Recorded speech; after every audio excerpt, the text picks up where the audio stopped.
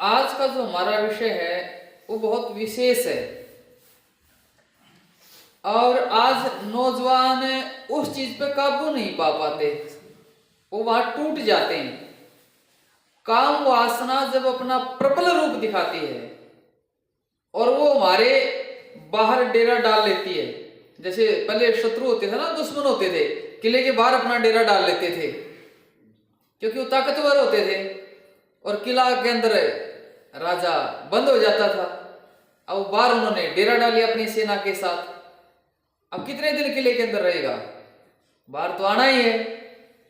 और फिर ऐसा उसको वो निर्बल कमजोर कर दिया करते थे, जो किले के अंदर रहता है, बाहर से सब कुछ वो बंद कर देते थे। लेकिन जो काम वासना है, काम वासना भी कई बार ऐसा डेरा डाल लेती है। कई दिन नौजवान चाहता है उन विचारों से निकलना, पर वही विचार बार बार उसके दिमाग में दोहराते रहते हैं। वही बातें जीवन में जो उससे गलतियां हुई हैं, या उसने कोई गलत फिल्में देखी हैं, या किसी के साथ उसने कुछ गलत किया है, वही चीजें बार बार उसके दिमाग में घर कर लेती हैं, स्थान बना लेती हैं। और जब शत्रु बाहर जम जाता है और हमें पता है शत्रु आया हुआ है आक्रमण करने के लिए, तो फिर हमारा किसी कार्य में मन नहीं लगता, हमारा ध्यान उसी की तरफ जाता है।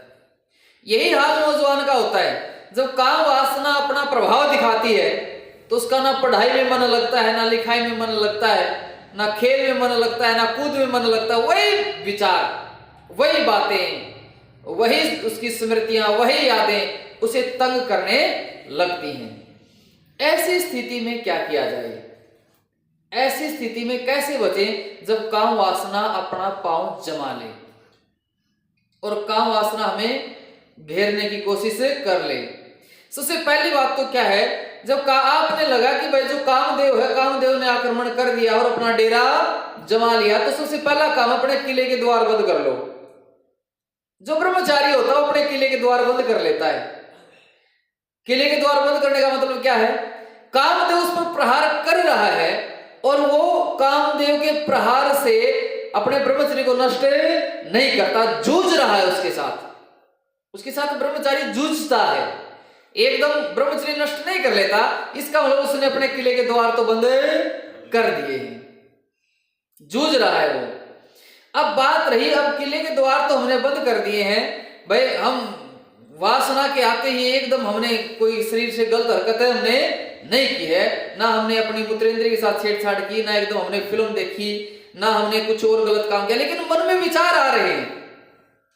शत्रु तो बैठे बाहर, वही स्मृतियां तो आ रही हैं।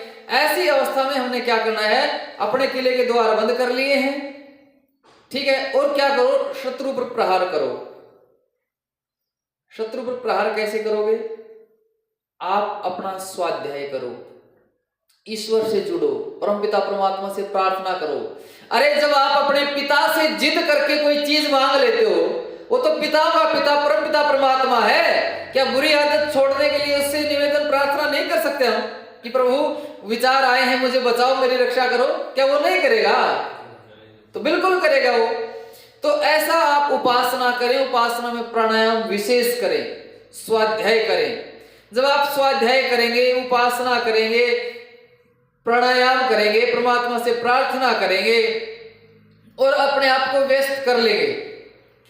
लेकिन जो ये काम रूपी शत्रु है, इसकी एक विशेषता है, ये लंबे समय तक नहीं टिकेगा, ये पक्की है। यदि आप अपने किले के द्वार बंद रखते हैं, बंद रखने का मतलब है आप कोई शरीर से कुचेष्टा नहीं करते हैं, शरीर से कोई कुचेष्टा नहीं करते हैं, तो ये जो काम रूपी शत्रु है ये लंबा नहीं आपके डट सकता। कुछ समय बाद ये अपने आप उल्टे पांव हो जाएगा। लेकिन बात ये है, ये आपके धैर्य की परीक्षा लेता है कि दम कितना है इसमें, ये परीक्षा लेता है। बाहर बैठा है डेरा लगाए, आपके मन में बुरे विचार आए, पुरानी चीजें उठी आपके। अब बात ये कि आप में कितना दम है, आप फोन देखकर अश्लील वीडियो देखते हो कि नहीं देखते हो, ये आपके धैर्य की परीक्षा है, ये आपका दम देखा जा रहा है। आप शरीर अपने हाथ के साथ कोई कुचेष्टा करते हो कि नहीं करते हो, यह आपका दम देखा जा रहा है, कितना दम है आपके अंदर। जब आप अपना दम दिखाएंगे, अपने आप को सिद्धांतों से जोड़ेंगे, विद्या से जोड़ेंगे, स्वाध्याय करेंगे, ब्रह्मचर्य की बातें करेंगे, ब्रह्मचर्य के ऊपर ही साथियों के ऊपर चर्चा करेंगे, उपासना में बैठे तो ईश्वर से प्रार्थना करेंगे, तो फिर कामदेव की लंबी चलने वाली पक्की बात है, 100% बात है। लेकिन होता क्या है, होता क्या है, कामदेव का थोड़ा सा प्रभाव आया, हम डर जाते हैं और हम आत्मसमर्पण कर दे। आत्मसमर्पण नहीं करना है, लड़ना है, ठीक है ना। अपने द्वार बंद रखने हैं और हमें लड़ना भी है।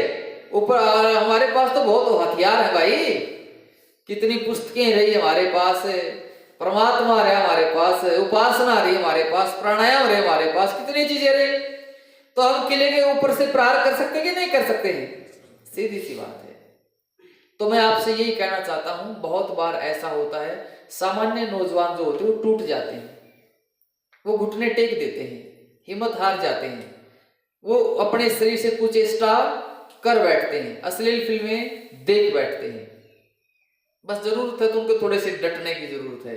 याद रखना मेरी इस बात को, कामदेव कभी भी इतना प्रबल नहीं है कि वो आपके घुटने टिका दे। बस आपके अंदर डटने की हिम्मत होनी चाहिए कि हाँ मैं डट गया हूं और अब देखते हैं क्या होता है। तो ऐसे ही हम आप सबसे उम्मीद करते हैं कि गुरुकुल में आए हैं तो आप अपने ब्रह्मचर्य को अच्छे से मजबूत करें।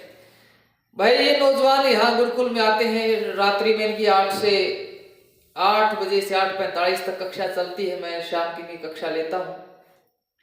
और भी जो नौजवान आना चाहे गुरुकुल कुंभाखेड़ा में आ सकता है, स्वागत है। अब इनकी कक्षा चलेगी। अब थोड़ा सा तो ये वीडियो थी, अब और भी इनकी कुछ दिनचर्या आदि पूछी जाएंगी और भी कुछ ब्रह्मचर्य से संबंधित बातें होंगी। तो जो भी नौजवान आना चाहिए, यहाँ रहना सहना सब निःशुल्क है। अनेकों नौजवानों का यहाँ निर्माण हो रहा है, अनेकों राज्यों से यहाँ नौजवान आए हुए हैं, बहुत राज्यों के आए हुए हैं। देखो जी, आप कौन से राज्य से हैं? बिहार से। आप? आसाम से। यूपी। उत्तर प्रदेश से। आप? बोलो बोलो। हरियाणा। अरे पंक्तिबद्ध बोलो ना आप। अरे आप इनके पीछे, उड़ीसा।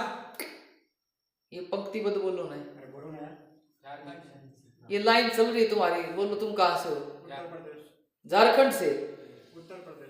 ये आपके आगे वाला कहाँ से है? ये रामदेव। झारखंड। झारखंड। बोलता क्यों नहीं तुम? आप? उत्तर प्रदेश। उत्तर प्रदेश। बिहार। बिहार। अरे पंक्ति है। उत्तर प्रदेश। बंगाल। उड़ीसा। उड़ीसा। कर्नाटक। अब आगे से चलो। कानपुर। उत्तर प्रदेश बोले और राज्य बोला करो सीधा। हरियाणा। मध्य प्रदेश। मुंबई। वो बोलो ना अपना राज्य। महाराष्ट्र बोलो। बिहार। उत्तर प्रदेश। उत्तर प्रदेश। कर्नाटक। कर्नाटक। आंध्र प्रदेश। पश्चिम बंगाल। उत्तर प्रदेश। छत्तीसगढ़। बिहार। ये बोल भाई अगला ब्रह्मचारी। राजस्थान। असम। उत्तर प्रदेश। दिल्ली। उत्तर प्रदेश। राजस्थान। उत्तर प्रदेश। महाराष्ट्र। वो अगला ब्रह्मचारी कहाँ से? बिहार से। हाँ, ये अमरेंद्र के पीछे कहाँ से? पश्चिम बंगाल से। ये इधर से बोलना भाई। उत्तर प्रदेश। मध्य प्रदेश। उत्तर प्रदेश। उत्तर प्रदेश। राजस्थान। झारखंड। राजस्थान। ये अरविंद कहाँ से है? बिहार। दिल्ली से हैं। और वो बराबर हैं महाराष्ट्र। और वो उधर, अरे ब्रह्मचारी साथ में हरि प्रसाद राजस्थान से। ये इधर झारखंड। पश्चिम बंगाल। हरियाणा। मध्य प्रदेश। पश्चिम बंगाल। भाई इतने राज्यों के यहाँ ब्रह्मचारी हैं, अभी कुछ इधर उधर भी होंगे। तो ये और भी अनेकों राज्यों से आते रहते हैं, जाते रहते हैं। तो आप सबका स्वागत है। आप यहाँ गुरुकुल कुंभाखेड़ा में आ सकते हैं, सबके साथ समान व्यवहार होता है। क्यों भाई? ठीक व्यवहार होता होगा। हाँ, तो बहुत बढ़िया व्यवहार यहाँ होता है ब्रह्मचारियों के साथ। यहाँ पर ब्रह्मचर्य बहुत अच्छे से पालन होता है। और आप सब आइए, स्वागत है। और हम यहाँ लंबे समय तक रुकने वाले नहीं हैं।